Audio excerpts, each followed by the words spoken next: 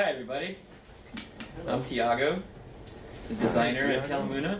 And my name is Rob, a lead developer at Kalamuna.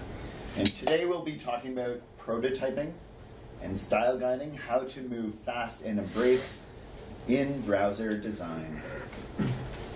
So Thiago and I work with Kalamuna, and we build the internet for mission-driven organizations driven to tinker, critique, and change things for the better. We specialize in design, strategy, and user experience development. Yeah. So what that means is pretty much when we work with a client, we would work with them directly. They are a part of our team. So it's more of a collaboration process and a learning for both us and the client. Hi. Hello. So I'm RobLoach. I have worked on Drupal core since Drupal 6 or so, Drupal 7 a lot.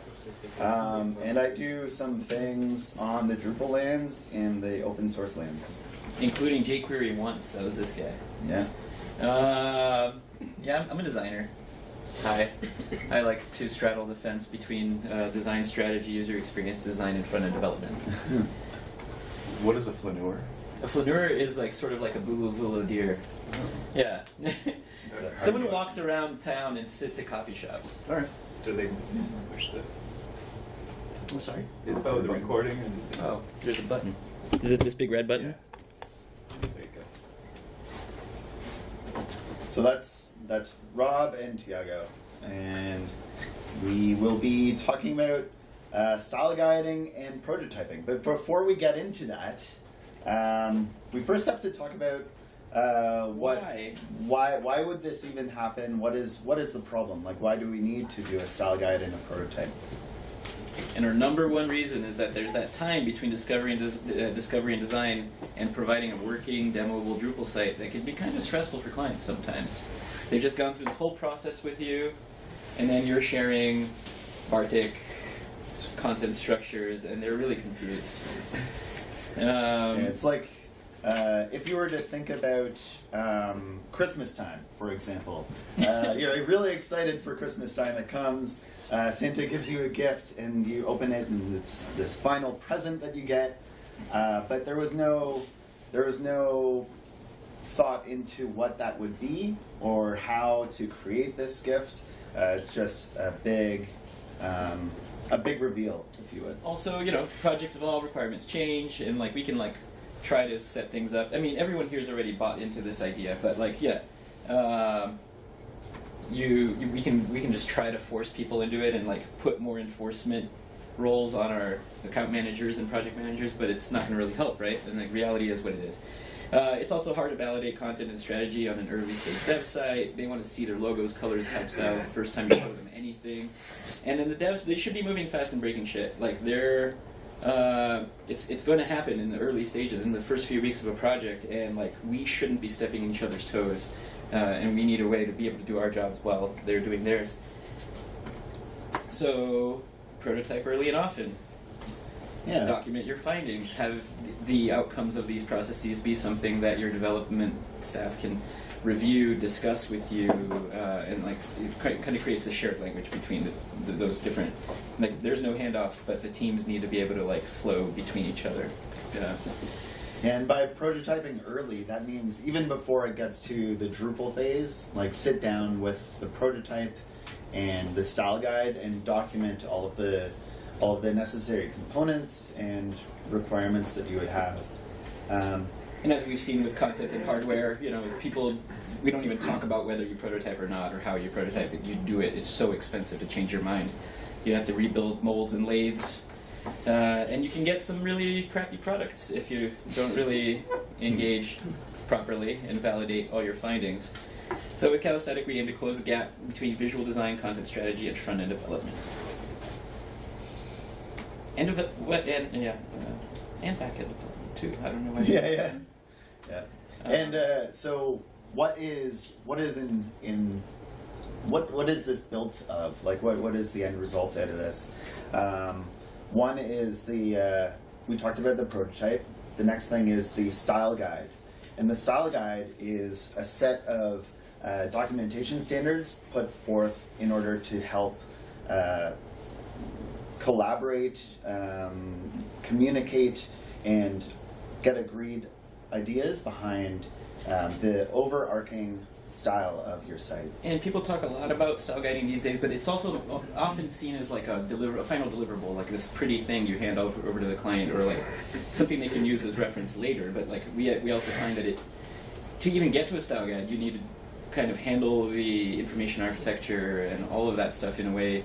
It forces you to do that kind of planning, and you'll expose gaps if you don't do it right. So then it kind of just sort of like formalizes those steps, and you end up with documentation. And if you've done it certain ways, which we'll talk about in a bit, you're not going to repeat yourself as often. You're not going to have weird little corners in your code and your styles, and when you're working on some content, you can look at your style guide and see what user interface elements you can use for conveying that content.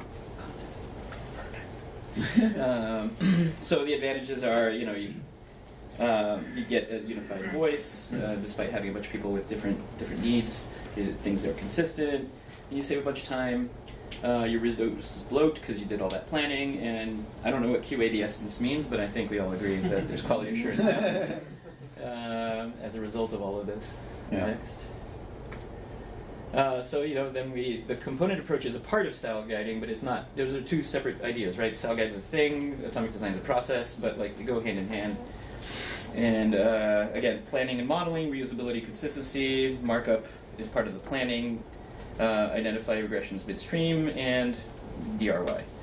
And then we kind of go through. These are some examples of the atomic approach. It's really difficult to see without the red in there. But these are individual atoms, molecules. So yeah, we're just demonstrating. We've got a text form, a button, a CTA label, and that's sort of a logo in this example. And then we got a molecule where they come together. And you have the nav becomes an organism, and then you get to, you've got content and data, you've got layouts, and you've got the components, and you smash them all together, and that's really how it works. You do a lot of this, and then and you get a page. And then, this slide is here to show both that we've style guided some things, but also, even if this is new to you, and we're going to try to get a temperature of the room later, but we already have some concepts that are very similar in Drupal, right? You're used to dealing with teasers and lists, and like all that is different components that display the same content. Another example is the US Web Design Standards, which is a framework for prototyping accessible sites that the US government cites and other institutions use. Making sure that the government has to meet these like AA and AAA standards. So a lot of the accessibility advantages out of having a style guide are used a lot on websites like this. And then, style guides can also be about words. You can style guide the voice of a brand. You can, and we all know magazines and newspapers use it. And, the kind of content and design thing is pretty forked right now, but we kind of see closing of that gap as like a really important aspect of like what we're thinking about as we're going through all of this is how do we get the strategists in, how do we put that content in front of the client and etc. Let's talk about the prototype a bit more. So a lot of times after you have a style guide put together, it is really useful to have an example of some of the atoms, molecules, and organisms that you've put together. So this is where the prototype comes in. It also gives clients and users a good sense of how they come together, because when a general user just looks at a style guide just like this, they really don't get a sense of these are a whole bunch of things words outside of context. Exactly. Yeah. Exactly. So as soon as you contextualize it, you put them side by side. You see how they clash with each other, how they wrap when you shrink the browser window, etc. And then the second point, facilitate validation, creation of content and media assets, I think is particularly interesting. Like, how many of you have engaged in like a site where like there was a lot of design, a lot of thought put into everything. At the last minute, you're building it, and the image styles don't work with the kinds of images the clients have available. Show of hands. Every time. Okay, so yeah, you do this early, you make them give you content right away, and they either realize they don't have it or they realize it doesn't work, and then you can react to it instead of, you know, in the last 3 weeks before launching a site, kind of realizing these things. Which is, you know, it all dovetails. Refine requirements early. Again, like requirements change, and the first round is never 100% on. Also, sometimes stakeholders want something, or you included something that you thought was interesting, and then you realize it involves a lot of complexity, and maybe for very little payoff, satisfies few stories. And again, accessibility is really important, and if you do prototyping, you can find out whether your site is accessible, you can adapt, and so it's A, not an afterthought, and B, it's not expensive to change once you're almost done, when the thing's congealing. There you go. And then here we try to show all the things coming together. You know, you got the content strategies and the content, the media, and the strategy. You got the style tiles, you got the sketches and the docs and the information architecture. That's discovery. And then suddenly you've got the content strategist, UI design, the UX designers talking to the client and the devs, and everyone's validating each other's work. The designers are like, oh my god, I can see what it all looks like in the slots. I know the text is there, this paragraph is the right length, everything is great. The client sees the content flowing in there, the logo's on there, the type guidelines are there, and suddenly they're very happy. It's a few weeks after discovery. There hasn't been this weird dark period of looking at scaffolding and broken things. Yeah. And the dev is like, wow, I was able to like prevent this massive clusterfuck, pardon my French, because I saw the markup and we intervened in time. Yeah, and this runs into Agile as well, because it proves as a good regression testing tool, visual testing tools as well. Each iterative process. And that's a loop. Yeah, you can go around and have a look, like re-look at your style guide, make sure that things still apply correctly, and adjust accordingly in upcoming sprints. So prototyping for the web. It can be cheap. You can do it on paper. I love that example. Yeah. It's really solid. This just gets something into, the main point out of this is just to get something into people's hands so that they can use it a little bit and give them a sense of what you're working towards. And here we are in InVision, and you create a new prototype, and the first thing they ask you is it an iPhone or an Android tablet? So Matters the internet. right, exactly. So you're just making, you know, so let's use the native medium. We have a link there to a list of parts, a famous article about the DAO, where they really discuss sort of like the media. The first person to champion this in the camps in the Drupal community I know was Styleguide, so props to him. But yeah, this is a great read. If you haven't read it, read the title and scroll up just so we can get the actual 100% title. 15 Years of DAO. And really is just sort of like a media studies 101. But you know, you don't use a typewriter to develop magazines, and now we're on the web. You don't make movies on newsprint. So then content prototyping, which is like, you know, as we mentioned, like the kind of gap between the strategists and the developers is something we're really looking to kind of hone in on. And you know, we want to adapt the site to the content, not vice versa. It has mass and takes up space, so it matters. This is a pun by Andrew Malice over there. But you know, it does. And what are we doing? What does it look like when you actually put it all together? Yeah. And you know, you can kind of handle the needs of stakeholders before it becomes an anxiety issue, before they're demanding that you put it in there. And the C comes first in CMS. Also, another pun, but you can't be wrong if you write. You know, when you're planning and you're making content, we have a lot of really great tools that help us create semantic structures.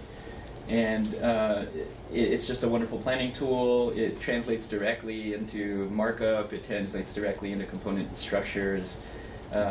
It's a great thing. And if we engage at this level of the process, we're only benefiting. It allows you to focus on the content rather than worrying about the formatting and things like that. And then get users into Drupal as soon as possible. So here we have an example. Rob, speak to this. Yeah, so this is just a quick example of adding content. The client and users have to make all this content, so making sure that they have that interface up front, and then allowing this is just an example of how to do it with Drupal, adding content to the site. Markdown for the win. Yep. With a lot of our prototyping tools, you can just write markdown documents, Mhm. and it's really good for people who aren't so comfortable getting down and dirty, and they write words, and it comes out in the prototype, which is lovely. Again, making sure that the editors don't really have to worry about formatting, just making sure that the content is there. But your strategist does not want to learn Git. So we offer just a series of links here for different content as service solutions. We've done some work with Prismic.io, and it's sort of a CMS. It's a CMS that can handle sort of like structured data, but it's really flexible. You can build out your content types, and you get JSON out the other end, and then you send your content strategist there. They have like a wonderful little experience. No one's built anything in Drupal yet. It's still moving along. You're getting your JSON into your prototype. You're getting content live in there. But there's also that little known upstart, Drupal 8, there's a demo, a very quick sort of technical demo Rob put together. Yeah, we'll take a look at that later on when we actually get into how this all comes together. But again, we're really talking about like the programmers are off. They're doing crazy things over here. They're engineering. They're worried about business logic. They're making sure registrations work and validations. Everyone's credit cards are safe. We're just trying to put some paragraphs into some pages, and like that's no less valid. But we don't need to be working in the exact same environment yet. I had mentioned this earlier when we were talking about this cycle, but testing is a big part of having a style guide and a prototype, because of one case is accessibility testing. It's great for making sure that every page, every component that you put together on this style guide meets like AA or AAA. And you can easily, standards. if you're modeling your markup after what you're getting out of Drupal, because ostensibly we all work together over periods of time, so you can predict a fair bit of that. You can identify things really early. You can get your developers' awareness around it. You can create backlog issues around the idea of things not being accessible. And then we have some examples of things we've prototyped. Our own website is an example. There's a little responsive screen.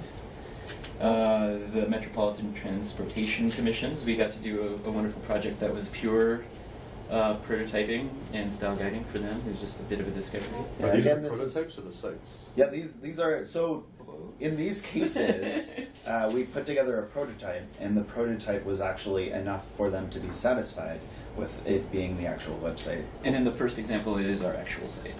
Yeah.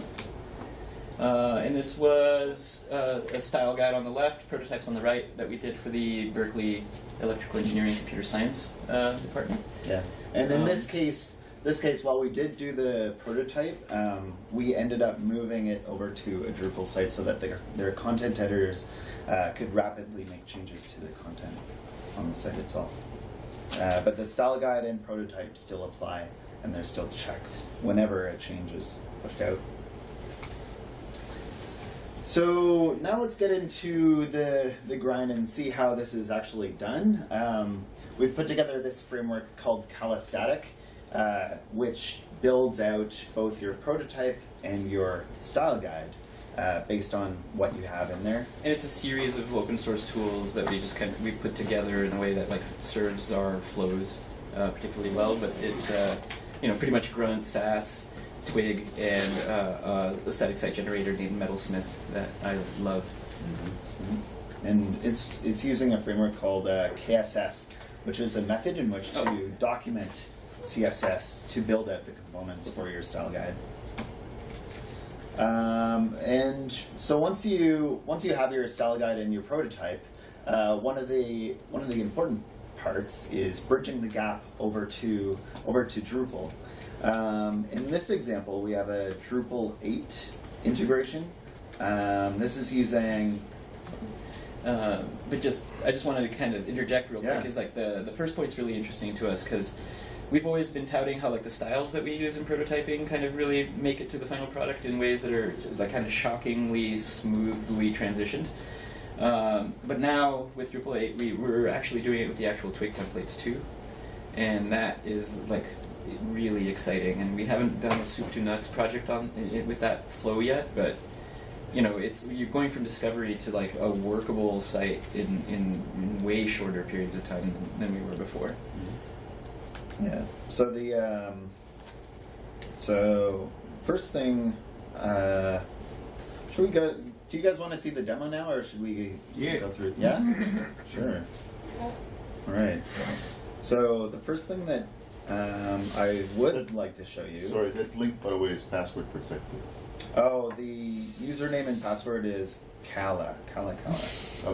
Feel free to Giving up our secrets. hack all of our sites now. Better than admin. So this is the site, but we want to look at the style guide first. So here I'll go into. We're using the Bootstrap theme for now, but we have this para guide, which is the style guide and the prototype. I've built the site here using npm test, which will build out the style guide and the prototype. I'll run the web server just on the style guide so that you guys can see what this looks like. Rob uses PHP like it was Node. Yep. You don't. Yeah. So, in this example, I'm not sure if you guys can see this at all. There's a little I'll cropping zoom in issue. a bit. Yeah. Oh, that's too much.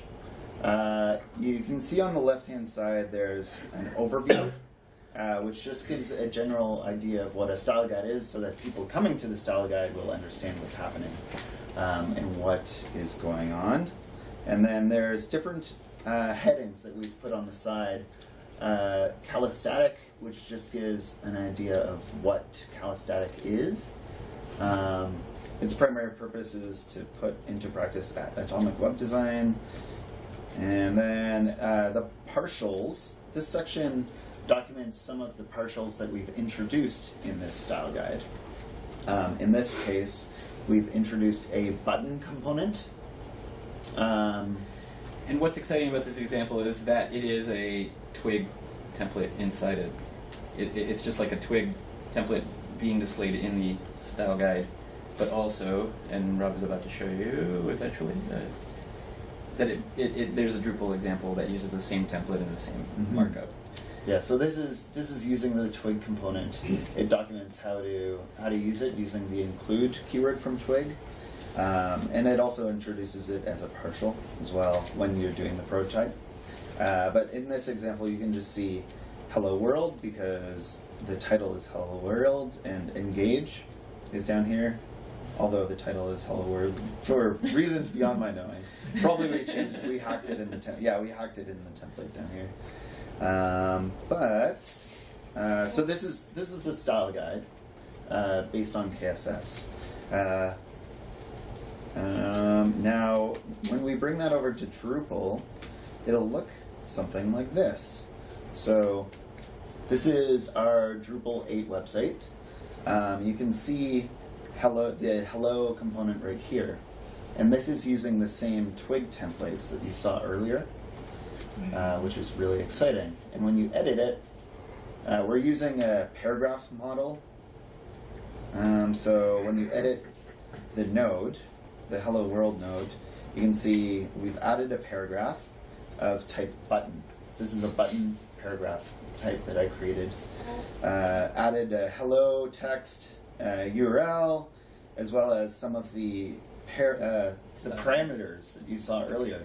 Like if there's an active state, the size of the button, and the style, which is very cool. And you can add as many buttons here as you want. But this is just one example of how to add a paragraph component using Twig. And then for the rest of the presentation, I think we're near the end, right? Let's go back to the. Yeah.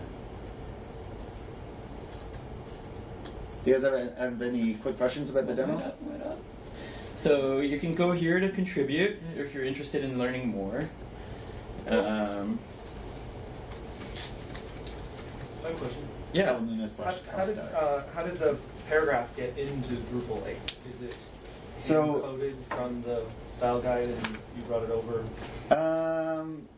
So in your Drupal 8 theme, you would introduce the template, the paragraph template, and then reference the style guides component of the button, passing in the fields from what paragraph gives you. And I think to answer a little bit more is we've decided to host or like to house Kalastatic inside the theme folder, so that Drupal has access to a lot of the same templates and the component CSSs and all that good stuff.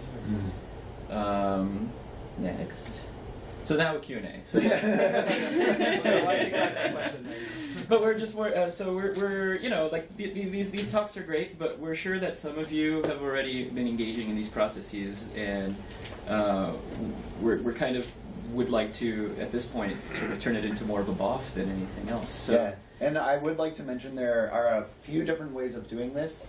Pattern Lab and Pattern Kit as well. They are phenomenal. You give it, the idea behind it is you give it a schema and then it'll build out your content types and fields for you based on what you give it in your style guide schema, which is really neat. Who here has never prototyped a thing before? Or like it's not part of the process where they're at? Oh, it's not part, yeah. Introducing it. And then I imagine the opposite, the inverse is true for the rest of you. Okay, cool. That's not my Twitter handle. Damn. Have you guys done this in any other ways? Any style guiding or prototyping? How have you accomplished this task? So for me, I built a tool exactly like this using Metalsmith and Node and Twig and kind of technology agnostic components. So it's not built for Drupal. It's built for the brand that you're trying to embody with your implementation. And that brings me to my question of, you guys are documenting this visual styling and kind of the implementation guidelines, but what are you doing to document the code for the developers? Like, what are you doing for SASS style? So let's get into that. So SASS doc is interesting, but I'm of the opinion, and we're kind of working out a lot of the details around this internally, but I think that the source files for the components are the documentation for the developers. I could see that, but then you've got your Twig models, so you know what the variables are, and you, sure. Yeah. So to give you for the on the developer side, you asked how do they document. Since this is using KSS, which is a framework in order to document your CSS and push it out to the style guide, you actually just document it straight into the CSS itself. So this was the title that you saw earlier, the button component, and then a little description, and then overview of the parameters, and then some of the usage. And then you can add any additional, like this is just straight up CSS down here. Right. So the approach also kind of encourages a little bit of code review in the same sort of way as we're like validating content. So then that leads me to the question, are you just writing the straight CSS and not using a pre-process? No, we use SASS for everything. Okay, Yeah, so this is great, again, for like the implementation details of how the styles apply, but if I'm new, right, being onboarded to this thing at the company that you built it for, like if I have to go hunt for files to figure out how it was built. Well, there's the front end, the style guide itself, the KSS style guide, and Right. the visual prototype.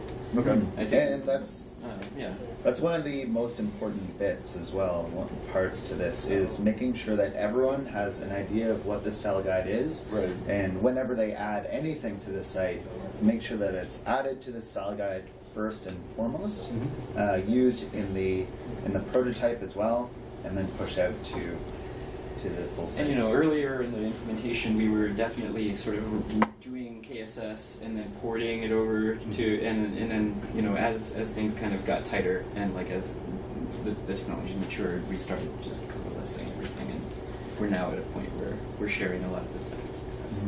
Kendall has a question. Would you guys mind showing the template, like you were basically describing the paragraph template that pulls in your Twig component template? So you're talking about so this is, let's start with the component, the Twig template first. So this is just a Twig, it's very, very difficult to see that, my gosh. Let's see if I can just change this to, it's Golang now. There you go. So, That didn't really help. yeah, I know. So, Can you go black and white? Just high contrast? I don't know. There we There go. you So as you can see here, it just pads some of the parameters that are coming in. It checks if there's a style to be applied to the button, and then it just outputs the markup for the button. And this again is a lot of this sort of logic at the top is for the prototyping when you're just kind of like working loose, because eventually a lot of this is going to be coming from Drupal as JSON or something, and the markup, the template, the template will be ingesting variables. So it looks like a lot of the stuff at the top of that file is really stuff that you would put in a macro, a Twig macro, that Yes. can be reused. Yeah. Yes. And then the template is really just the markup after the macro is That built. is correct. It's more of a tooling issue right now. Okay. Yeah. All right. And then There's open tickets. the second part to your question was about how does this get consumed in Drupal. I believe it's button. No, that's not it. So right now, I mentioned it's using the Bootstrap theme, and I would like to have it as a sub-theme for now, but I just hacked this together for the demo. Here we go. So this is the paragraph button HTML.twig. So this is, in this case, it's using a paragraph template and referencing our button.twig, the component from the style guide. This hook, Twig understands this as a namespacing, and that's introduced from the components module. The components module will give Twig a namespace for every module you have and every theme. So in this case, we introduced our own namespace called paraguide, and then referenced the button.twig directly from our paragraph template. So for every attribute in the component, you have to create a map. Yeah. Tell Drupal where to look for it and that it exists. Exactly. So this is, in this case, we have the parameters to our Twig template were title, href, active, size, and style, and we mapped those to the paragraph fields that were coming in from Drupal. So there is that mapping that you need to figure out. So you still have to author a bridge in order for your integration to work. Yes, and I think that's very important for your Twig templates to be very pretty. If we can make them pretty. if we like hacked those fields into the Twig template itself, it could get very ugly. As you can see here, like this is pretty difficult to read. Like finding the field title and then getting the value and then making sure it's the first value rather than every single value. So making sure that mapping is there and then passing it off to your Twig template cleans up things a bit and makes Thiago happy.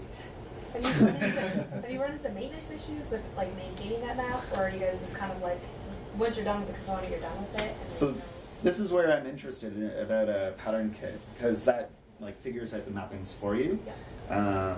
This does need some work to like make sure that you're passing in the right parameter And is that just like a nomenclature thing? It's just you're sort of just, it's about how you name the things? We just I guess it's like the source of truth comes from the JSON schema in the Twig template, so we're not doing anything on the Drupal side, we're just telling Drupal, hey, go create these fields that match what we've already done. Exactly. If we need to change a template, if we need to change it drastically, what we probably do is we mark the pattern as deprecated, and we create a new one, so that those old patterns can continue to exist happily with their content, nothing breaks, but that content animators can't add new versions of it, so we can go through and do the cleanup. But if we're just evolving the pattern, like we're adding a new attribute or changing a mark or whatever, we can just re-import it and just use it as the new template or add new fields. That's great. Yeah. And the only reason I know that the mapping is a pain is because we went through that. Yeah. Super difficult to maintain. But Yeah.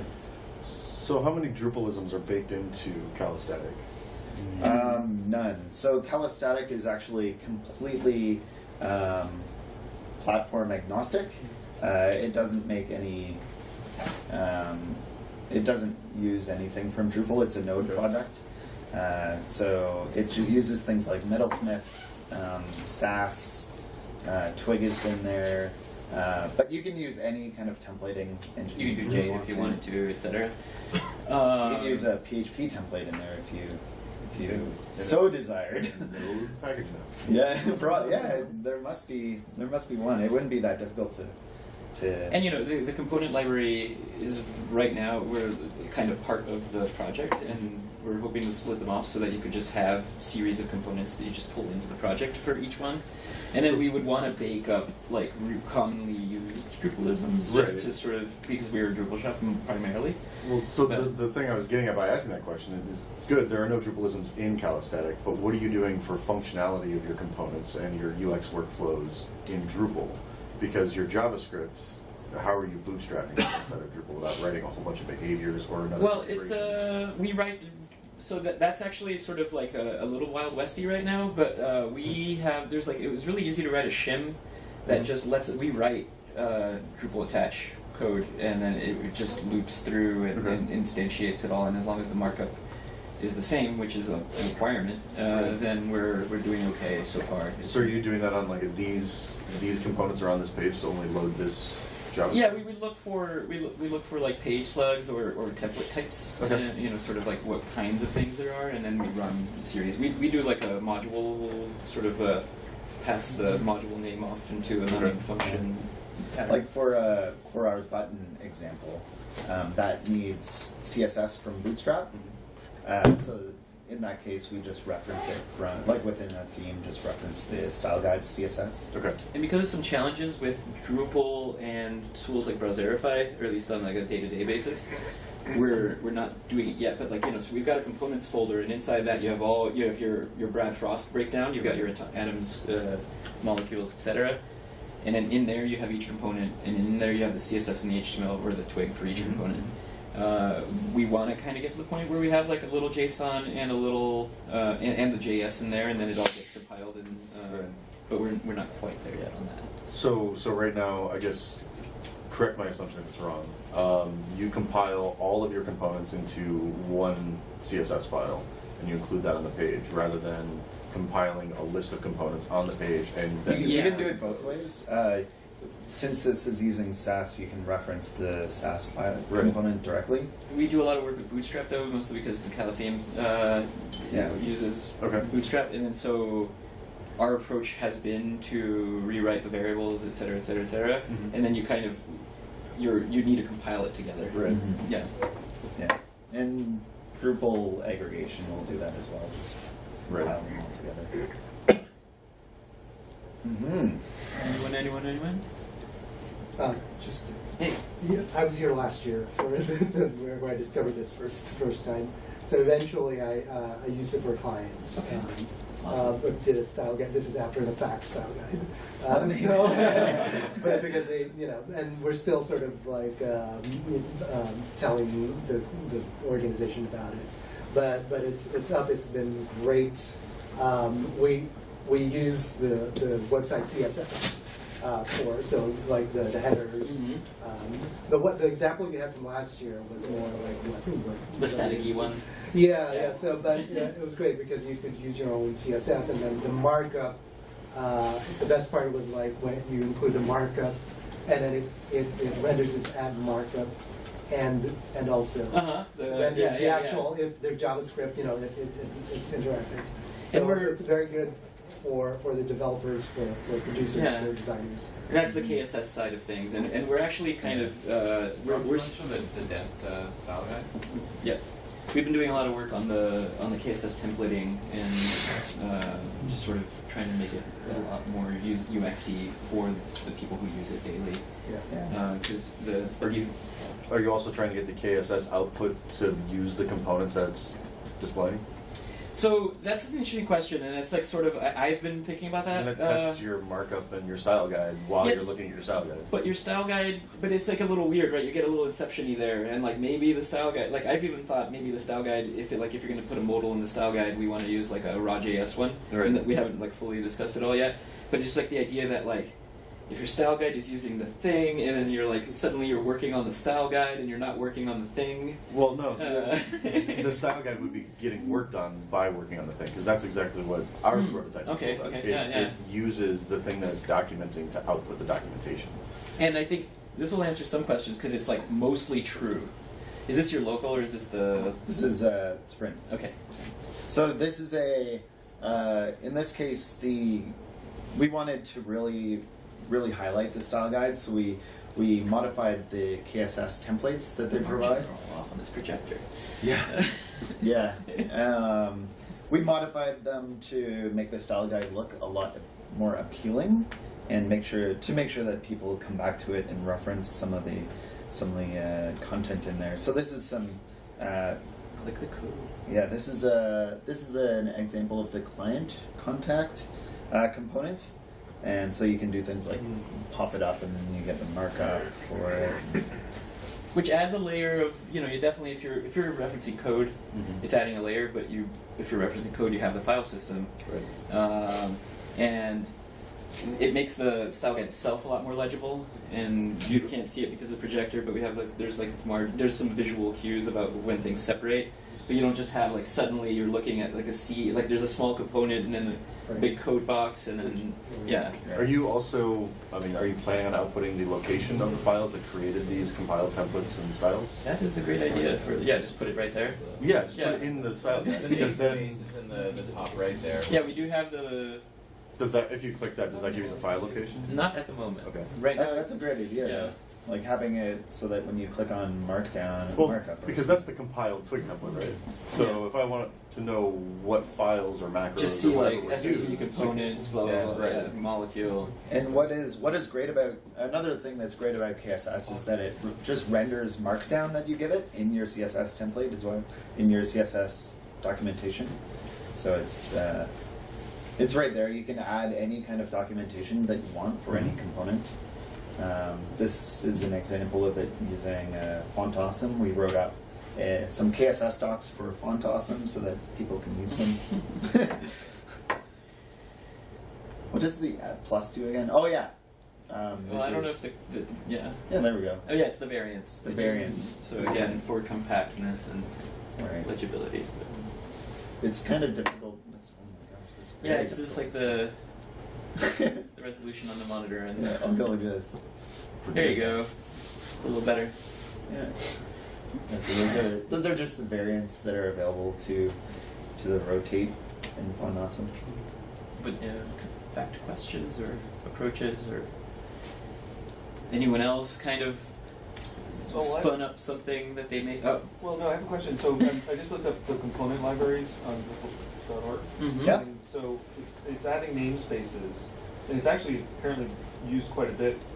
There are 1,900 installs. And it was this has just- been a busy year for. Yeah. And it's only a Drupal 8 project Correct. from April. So can you just run through that again? What it sounds like it's useful. So one of the what do I do with it? So the idea behind component libraries, again, you can't read anything here. There we go. Can you see that? Yeah. Yep. Enough, I guess. Yep. So you can do all this Twig stuff without component libraries module installed, but what that would mean is that rather than having this namespace, the paraguide namespace, you'd need to reference the file directly. So Like rather HTML, than yeah. rather than using an asterisk there, you'd be like It's relative, isn't it? themes, bootstrap. I see. So slash- somewhere there's a mapping that turns that asterisk Yeah. label into that. Yeah. Yeah, so that's what the components Yeah. module does, is it'll allow you to just reference it. And then this file can live wherever you want it to live, because the namespace is there. In Drupal 8, I think this is defined in, the .info file. You can add your component libraries key in there, and then, YAML. So here's the component libraries key, and then we named ours Paraguide. We can add another one, like thiago, and then paths. And Drupal is smart enough to search through all of these paths that you add. So you could say this is in like source/bin/thiago. Mhm. And then whenever you reference Thiago with an @ sign in your Twig template, it resolves the namespace for you. So then you can do things like include Thiago / what's a component that you'd have? Glasses. That's right. Wood. Yeah. So it has to do that because that's part of it. But I guess the main reason was to actually provide a namespace and to separate the components. Mm-hmm. So does that mean that I can have a button.twig with some other namespace, Mhm. and it will know how to distinguish it because I'm referencing it using the key label there? Exactly. Exactly. You just couldn't have two button.twigs inside the Paraguide path. Right. Yeah, that would collide. Right. Yeah. I think Drupal may give you some warnings about that. So it would be a good thing to test though. You can even do things like call out the components directly. So you could do like button.twig in here. You create a namespace for every component. Yeah, that might be a bit overkill. Well, yes, I agree. It can be overkill for a single client site, right? But if you've got an ecosystem of sites, then you definitely want to namespace each component because they're usually pretty big. Because they're usually embodying workflows and not necessarily just visual styles. Mm-hmm. Well, that makes sense in the programming world. That makes you do the same thing. Right. Everyone gets a namespace. Right. Yeah. Another good example of to use this is just to introduce a bootstrap namespace, and then whenever you type in like @bootstrap, it would just resolve the path for you. You're still using Bootstrap. Yes. Or material design maybe. No, build your own. Yeah. So that's the components module. Yeah. So you don't need components module. It just helps you out with this, cleans up the Right. code a bit. Well, it sounds good just to put it in there as a default for a new project. For sure. And I'm sad that Kendall left. She said that they got Twig working in Drupal 7 as well. I don't know if they did namespaces with their Twig templates, but Yeah, and did she? So is it using the Drupal for Twig for Drupal 7, I think that's what she was which is using. not a backport of the Twig engine for Drupal 8. Correct. It's actually a distinct library. Hey, hello Hi, everybody. Wow, so many of you. Yeah, so I'm not sure which module or template engine she used for that, but you should go and hound her down. I think there's a Red Hat blog post about it though. Oh, great.